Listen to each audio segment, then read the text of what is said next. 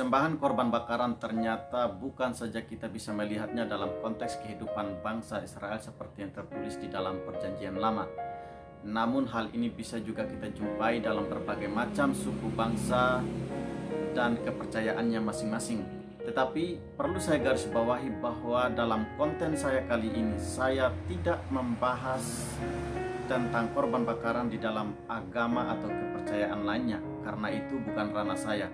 Dalam konten saya kali ini saya akan membahas terkait dengan pertanyaan, bolehkah orang Kristen melakukan korban bakaran layaknya umat Israel dalam Perjanjian Lama. Terkait dengan pertanyaan tersebut, kalau kita mau jujur saja, ternyata masih banyak orang percaya yang sudah dibaptis dan sudah percaya kepada Yesus Kristus masih melakukan ritual-ritual seperti potong hewan atau potong binatang. Dan lebih parahnya lagi, mereka berdalih bahwa umat Tuhan juga melakukan hal yang sama seperti yang tertulis di dalam Perjanjian Lama, meski mereka sadari bahwa korban yang mereka lakukan esensinya berbeda dari apa yang mereka lakukan. Tetapi perlu kita ketahui bahwa memang di dalam Alkitab tertulis demikian, sebagaimana yang diperintahkan oleh Musa kepada bangsa Israel tentang bagaimana mempersembahkan korban bakaran seperti potong kambing, domba, lembu, dan lain sebagainya. Tetapi perlu kita pahami juga bahwa di dalam hukum Taurat sendiri terbagi 3 jenis hukum. Yang pertama hukum moral, yang kedua hukum seremonial, yang ketiga hukum sipil. Hukum moral, misalnya ke-10 perintah Tuhan. Jangan ada padamu Allah lain di hadapanku, jangan membuat patung menyerupai apapun, dan seterusnya.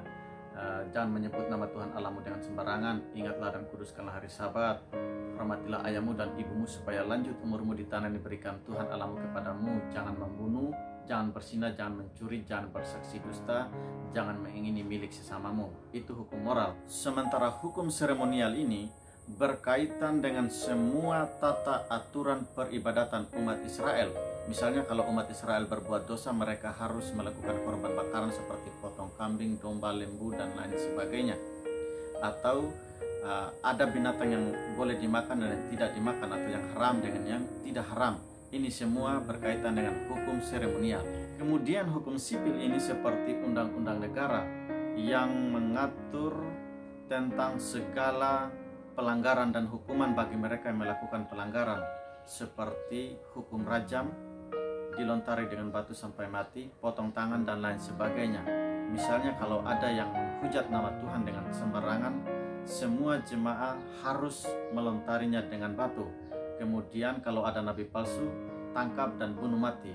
Kalau ada yang kedapatan berzina, harus ditangkap dan dilempari dengan batu sampai mati. Begitu juga dengan yang kedapatan membunuh, dia harus ditangkap dan dibunuh mati.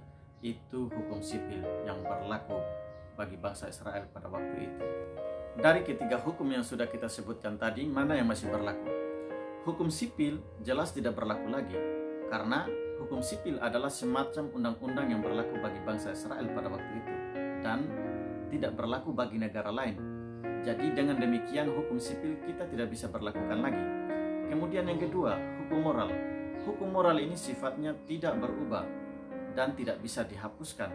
Hukum moral ini berlaku bagi semua orang di segala zaman, bahkan berlaku sampai kepada akhir zaman. Kemudian hukum seremonial. Bagaimana dengan hukum seremonial? Hukum seremonial ini jelas tidak pernah dimaksudkan untuk diberlakukan untuk selama-lamanya, karena hukum seremonial ini hanya bayangan dan bersifat sementara untuk mencapai sebuah tujuan tertentu. Saudara bisa membacanya di dalam Ibrani pasal 9 ayatnya yang ke-10. Di sana dikatakan, karena semuanya itu di samping makanan, minuman, dan berbagai macam pembasuhan, hanyalah peraturan-peraturan untuk hidup insani yang hanya berlaku sampai tibanya waktu pembaharuan. Jadi ini berkaitan dengan hukum seremonial yang berlaku sampai tibanya waktu pembaharuan. Artinya ada batasan masa berlakunya. Dalam nats yang kita baca tadi tertera dengan jelas ada kata sampai di sana, kata sampai tibanya waktu pembaharuan.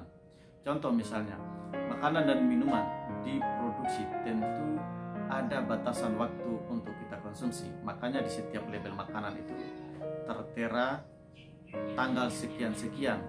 Lewat dari tanggal sekian, tentu kita tidak boleh mengkonsumsi lagi makanan atau minuman tersebut. Karena kalau kita konsumsi lewat dari tanggal yang tertera, maka akan bermasalah bagi kesehatan tubuh kita. Demikian juga dengan hukum seremonial yang hanya berlaku sampai tibanya waktu pembaharuan. Namun setelah tibanya waktu pembaharuan, hukum seremonial itu menjadi tidak berlaku lagi. Mengapa hukum seremonial itu tidak berlaku lagi? Karena memang hukum seremonial itu sifatnya hanya sementara dan itu hanyalah bayangan dari sesuatu yang akan datang. Itu bisa kita baca di dalam Ibrani pasalnya yang ke-10 ayat 1. Di dalam hukum Taurat hanya terdapat bayangan saja dari keselamatan yang akan datang dan bukan hakikat dari keselamatan itu sendiri. Karena itu dengan korban yang sama yang setiap tahun terus-menerus dipersembahkan, hukum Taurat tidak mungkin menyempurnakan mereka yang datang mengambil bagian di dalamnya. Dalam nas tersebut jelas dikatakan bahwa hanya terdapat bayangan saja dan bukan hakikat dari keselamatan itu sendiri. Sehingga dengan matinya Yesus Kristus di atas kayu salib menjadi korban yang sempurna dan berlaku sekali untuk selama-lamanya, maka hukum seremonial menjadi berakhir. Hal itu dapat kita lihat di dalam Efesus pasal 2 ayat 15 yang mengatakan demikian. Sebab dengan matinya sebagai manusia, ia telah membatalkan hukum Taurat dengan segala perintah dan ketentuannya untuk menciptakan keduanya menjadi satu manusia baru di dalam dirinya dan dengan itu mengadakan damai sejahtera. Karena itu hukum seremonial ini menjadi berakhir setelah Yesus mati menjadi korban yang sempurna di atas kayu salib.